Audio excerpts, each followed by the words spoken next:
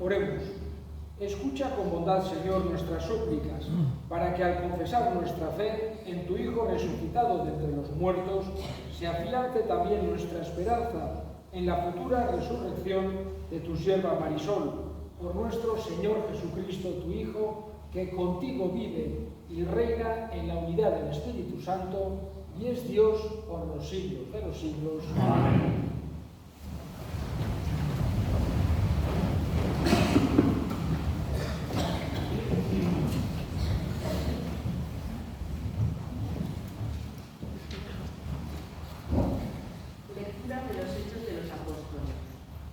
En aquellos días, Pedro, lleno del Espíritu Santo, dijo: Jefes del pueblo y senadores, escuchadme, porque le hemos hecho un favor a un enfermo, nos interrogáis hoy para averiguar qué poder ha curado a ese hombre. Pues quede bien claro, a vosotros y a todo Israel, que ha sido el nombre de Jesucristo Nazareno, a quien vosotros crucificasteis y a quien Dios resucitó de entre los muertos. Por su nombre se presenta este sano ante vosotros. Jesús es la piedra que desechasteis vosotros, los arquitectos, y que se ha convertido en la piedra angular.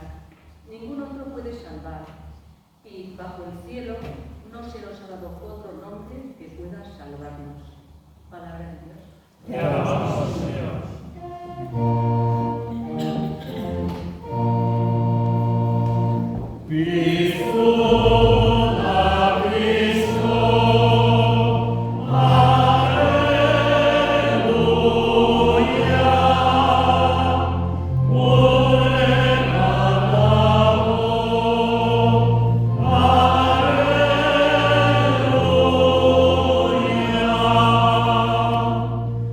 Hoy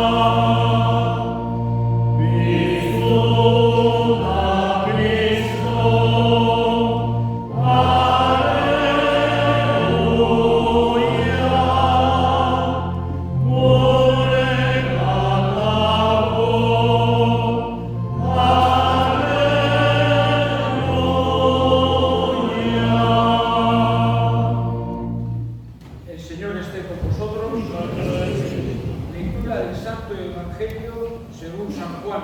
Gloria a ti, Señor. En aquel tiempo dijo Jesús a los fariseos: Yo soy el buen pastor.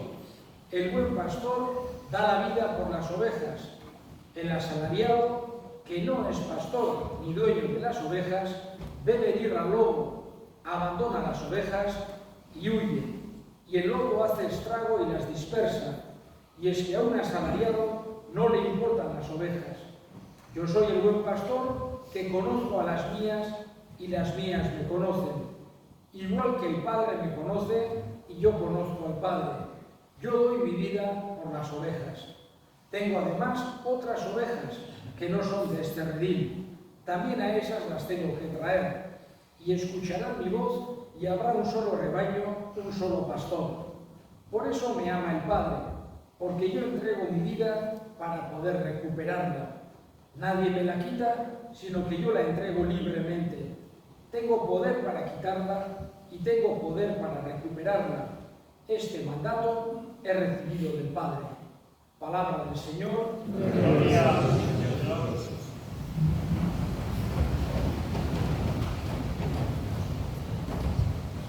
Estamos despidiendo a nuestra hermana Marisol en la víspera del Domingo del Buen Pastor. Todos los años, el cuarto domingo de Pascua, es el Domingo del Buen Pastor, en el que tenemos en cuenta esta alegoría, esta metáfora que le gustaba tanto a Jesús, para que nosotros de alguna manera entendiéramos cómo es el amor que nos tiene. Las imágenes más antiguas que se conocen de Jesús, en las que se puede identificar él, suele aparecer precisamente con un cordero, con una oveja, normalmente en el cuello, o agarrando o ayudando a una oveja. De alguna manera es desde el principio del cristianismo esta parábola y esta metáfora que usaba Jesús, aparece en más de una ocasión en las Escrituras, ha hecho entender la misericordia de Dios, cómo es y cómo nos quiere. No solamente de una forma colectiva, no solamente de una forma nominal, sino que el buen pastor conoce y distingue a cada una de las ovejas, y ni una sola quiere que se pierda. Eso es lo que nos quiere transmitir Jesús del amor que Dios nos tiene. Y Él nos quiere hacer ver cómo cada uno, cada persona es querida por Dios, quiere ser protegida por Dios, quiere ayudarle, Dios quiere darle esa felicidad, tanto en esta vida como en la otra. Y precisamente en este contexto en el que tenemos en cuenta la misericordia de Dios de esta manera tan gráfica, yo diría tan comprensiva, tan comprensible también en nuestro entorno geográfico. Si estuviéramos en una gran capital, en una gran urbe, de repente no sería tan fácil entender esta parábola del buen pastor. Pero aquí en Cumbernauld, en Artazulo, es una imagen, una parábola que se hace especialmente comprensible y que sobre todo, como decía, quiere transmitir Jesús el amor que tiene a cada uno de nosotros. Cada persona es importante a los ojos de Dios. Y con esa metáfora y esa misericordia que nos transmite, nosotros celebramos este funeral de Marisol, sobre todo con esa confianza que quiere Jesús que tengamos. La muerte siempre es dura, como la enfermedad siempre es dura, siempre es una separación, perdemos a los seres queridos que tenemos cerca, pero quiere Jesús que para el creyente no sea sin esperanza, que tengamos en cuenta, por un lado, la importancia que tiene y el gran don que es la vida, el haber estado en este mundo, el habernos conocido, el habernos querido, tiene una importancia muy grande. Y en ese sentido recordar cada uno los recuerdos buenos en el corazón, llevar mientras estamos en este mundo aquello que hemos vivido, aquellas vivencias que hemos tenido con las personas que queremos y que hemos compartido una parte importante de nuestra vida. Por otro lado, quiere Jesús también que tengamos la esperanza de que no todo se acaba con la muerte. La muerte no es el punto final, la muerte no es la última palabra. Como la vida, como nuestra vida no es una mera casualidad, que existe sin más, sin ningún sentido, sino que somos criaturas de un Dios que nos quiere, y como refleja en la parábola del buen pastor, un Dios que nos quiere personalmente. Por eso, aunque cambia, vamos a decir, el tipo de vida para Marisol, no ha desaparecido, no se ha desintegrado, sino que sigue ahí, en las manos de Dios. Y la tercera cosa importante, y con esto voy a terminar, es que precisamente lo que quiere Jesús en ese pensamiento de la vida eterna es transmitirnos paz y confianza. No quiere que sintamos angustia o miedo cuando pensamos en Dios, sino que sintamos paz y confianza, porque ese Dios que nos ha hecho nos quiere y nos quiere dar el descanso y la felicidad totales. Eso es lo que le pedimos hoy para nuestra hermana Marisol, que le acoja allá arriba en el cielo, que tenga el descanso eterno, que sienta la felicidad completa de estar junto a Dios y teniendo claro que no se acaba nuestra relación con los difuntos, que desde allí puede ayudarnos. Eskartzen diogu, gure hartzailonari, Marisol gure semilea goiko zeruan har bezala, berak handik gure alde egin dezala.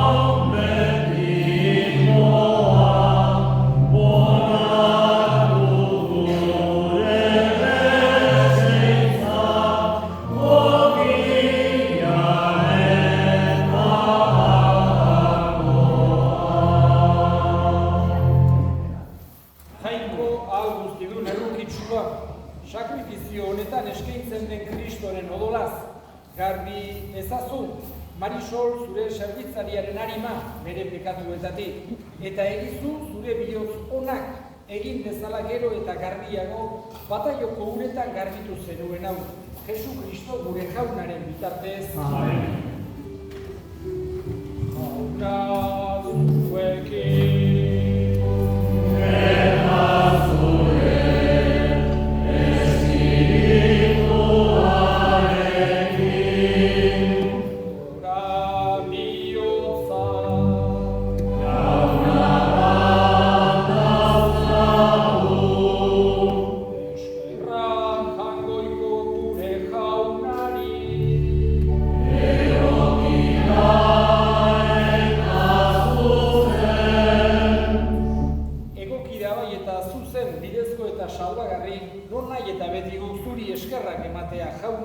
Aita guztiz, santu, jangoikoan guztidun betireko horri, Jesu Kristo gure jaunaren bitartez.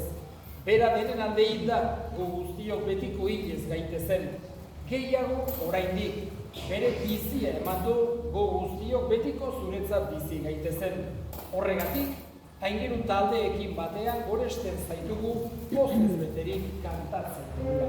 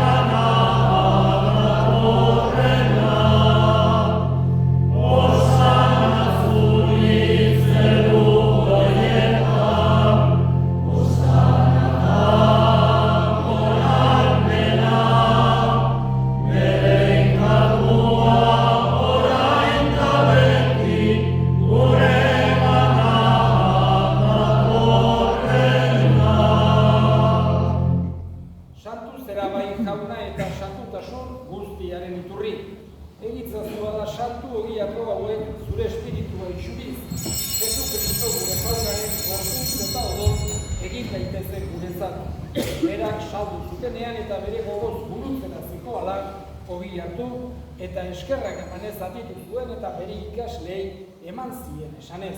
Hartza zuen eta jan guztio puntatik. Hau nire gorputza data zuentzat emango dena.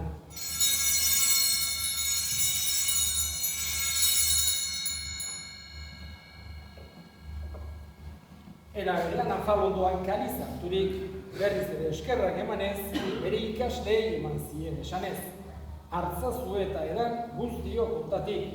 Hau nire odolaren kaliza data, itun berri eta betikoaren odola, zuentzat eta askorentzat, pekatuak barkatzeko isuriko dena. Egizue hau nire horigarri.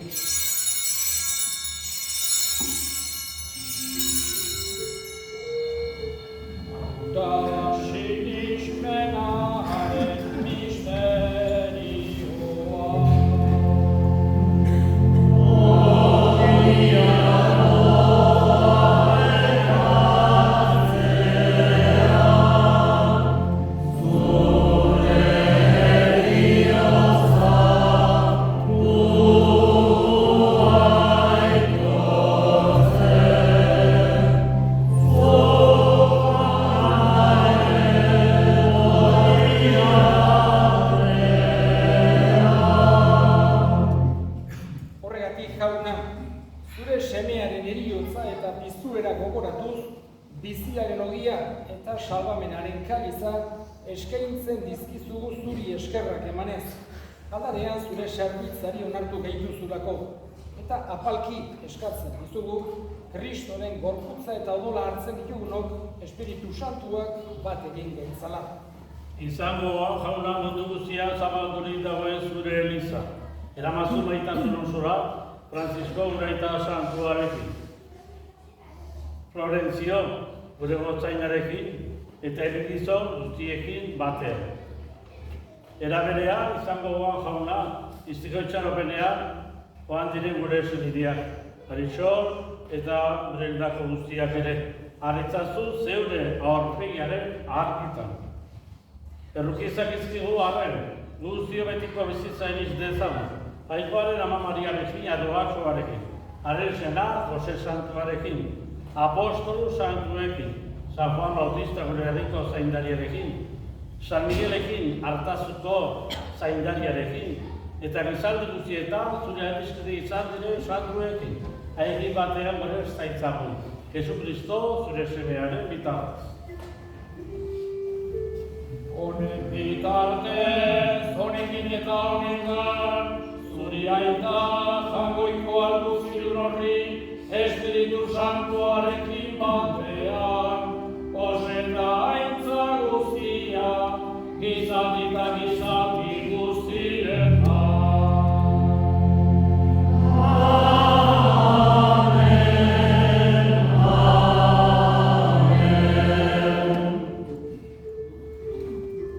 Salbatzaileak aginduta erakutsiari jarraituz, bildur gabe esan dezagun.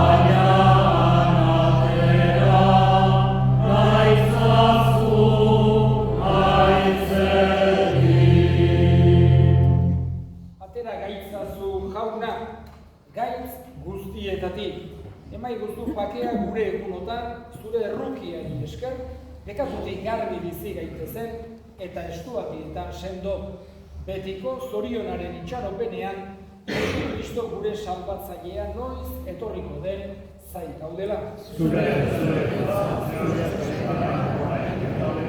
Jesu Kristo gure jauna, zuk esana da apostoluei pakea guzten dizuet, nere pakea ematen. Begira zure elizaren sinismenari eta ez gure pekatuei, eta zure gogoa den bezala, emaiozu elizari pakea, eman batasuna. Errege bizi baizera gizaldi eta gizaldietan, jaunaren pakea beti zuekin. Emaiozu pakea. Amen.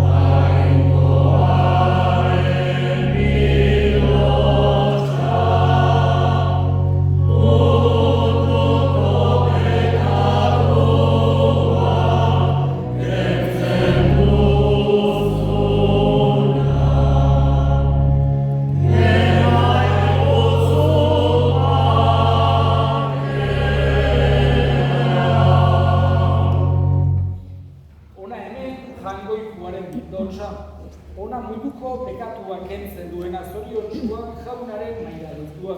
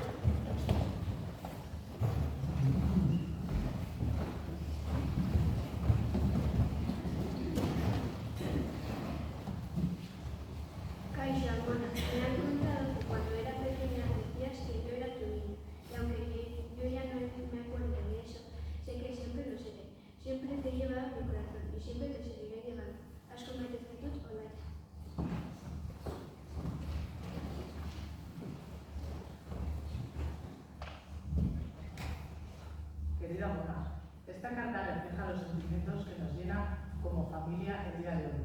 El día que te vas de nuestro lado y que, por supuesto, no de nuestros corazones. Aunque tú te hayas ido, nos has dejado un montón de cosas. Amor entre tus 3 hijos, tu marido, tus nietos, toda tu familia que incondicionalmente te quiere y que en un día como hoy te despide dejándote descansar después de esa enorme lucha. Son innumerables los recuerdos que nos quedan contigo. Tus yogures caseros, tus tartas de manzana, tus brazos cruzados, cochos, como juntadas a todos tus seres queridos, dando igual el momento que fuera para hacernos pasar un buen rato.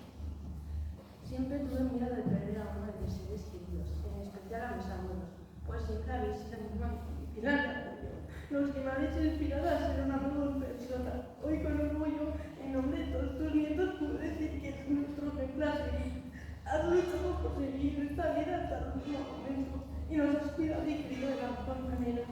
No buscar los días saliendo desde el cielo. Gracias por formar esta bonita familia. Desde aquí abajo nunca te olvidaremos y te recordaremos como la mujer fuerte y valiente, luchadora y trabajadora que eres. Hoy tengo la valentía de dedicarte algunas palabras que escucharás de donde estés ahora mismo. Siempre fuiste un ejemplo a seguir para mí. Gracias a tu esfuerzo conseguiste todo lo que te propusiste y me inculcaste a ser mejor persona. No tiras nunca la toalla. Siempre serás mi ejemplo a seguir. De aquí en adelante, un lucero en mi camino que me guiará en cada paso que dé.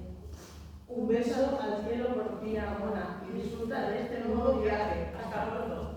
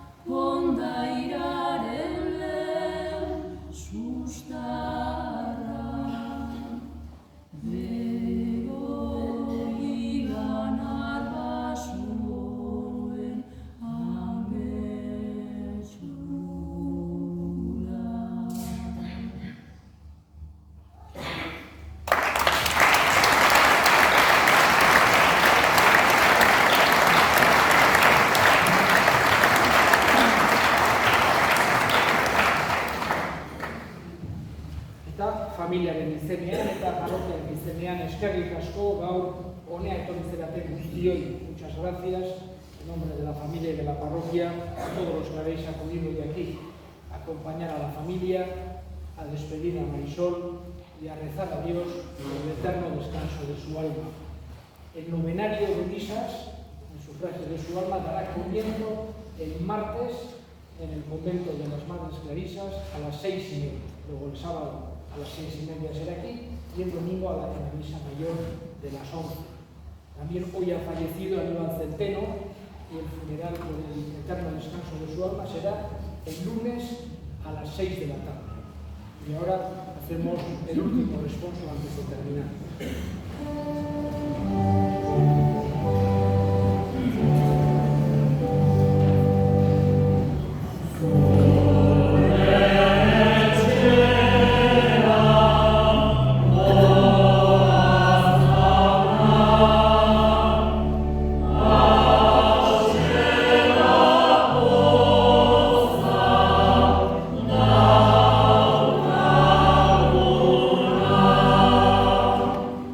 Oh,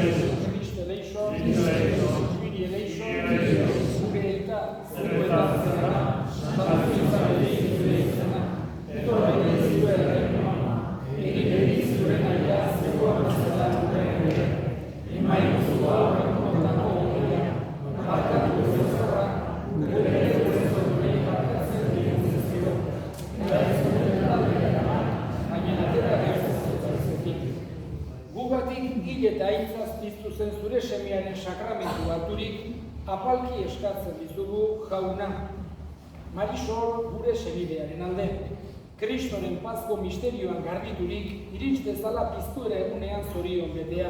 Jesu Kristo gure jaunaren bitartez. Amen. Jauna zuekin. Begika zaitzakela jainko guztiatunak, aitak eta semeak eta Espiritu Santuak. Amen. Zoazte jaunaren bakean. Ez gara,